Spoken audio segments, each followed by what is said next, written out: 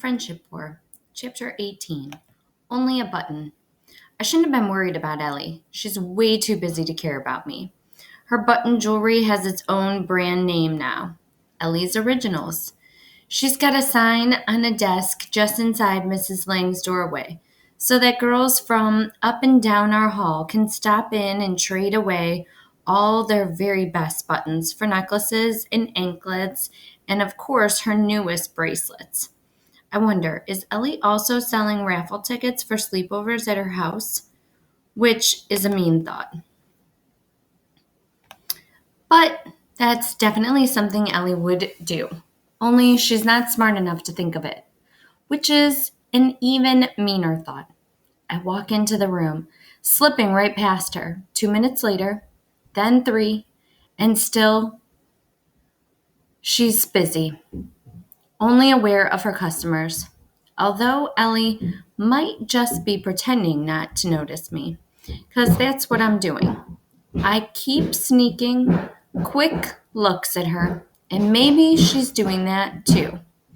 Or maybe not. Either way, if I can get through homeroom with zero contact, that'll suit me fine.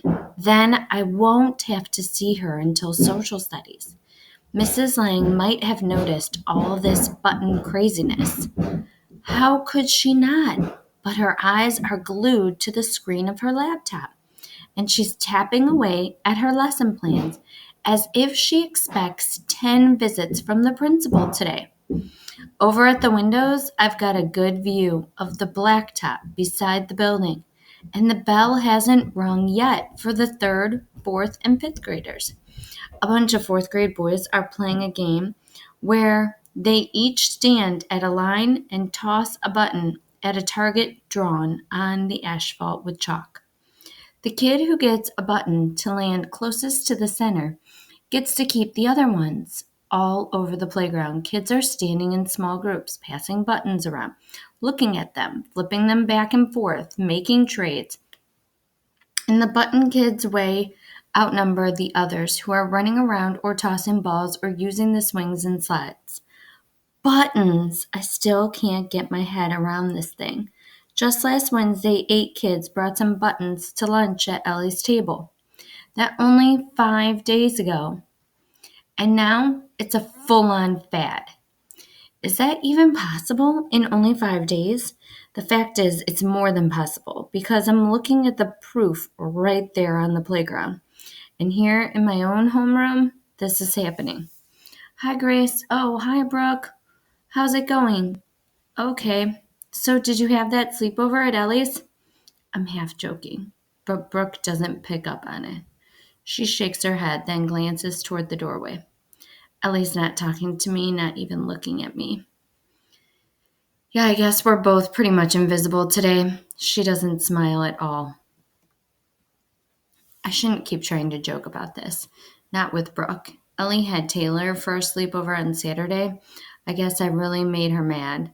But like you said, I hadn't agreed to a deal yet. I hadn't. Well, I'm really sorry. I jumped into the middle of the thing.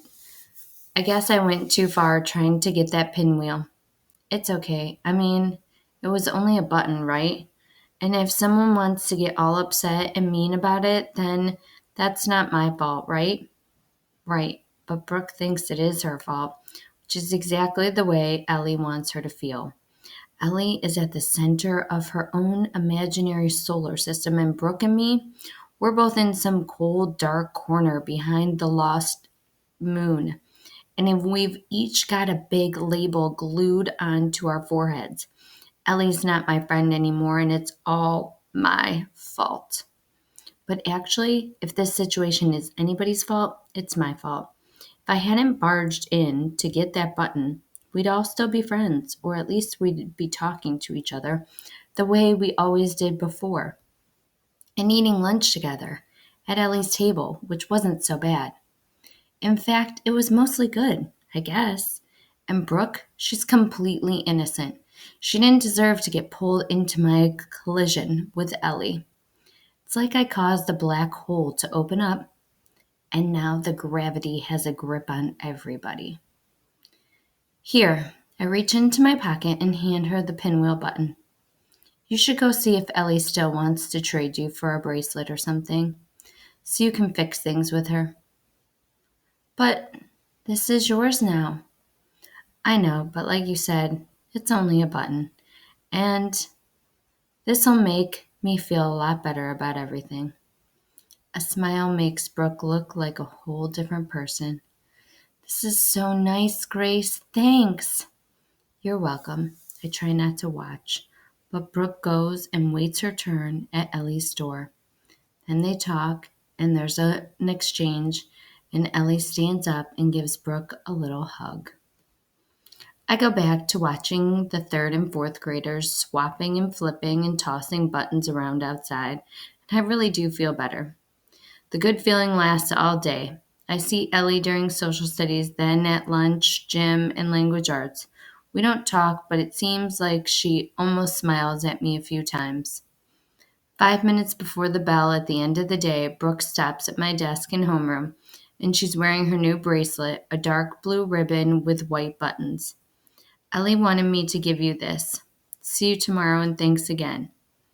It's a piece of paper folded sort of like an envelope, and there's a note on the outside written in Ellie's perfect cursive. Brooke told me what you did, so I wanted you to have this.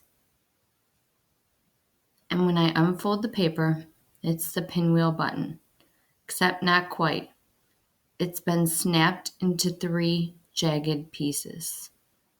Totally destroyed.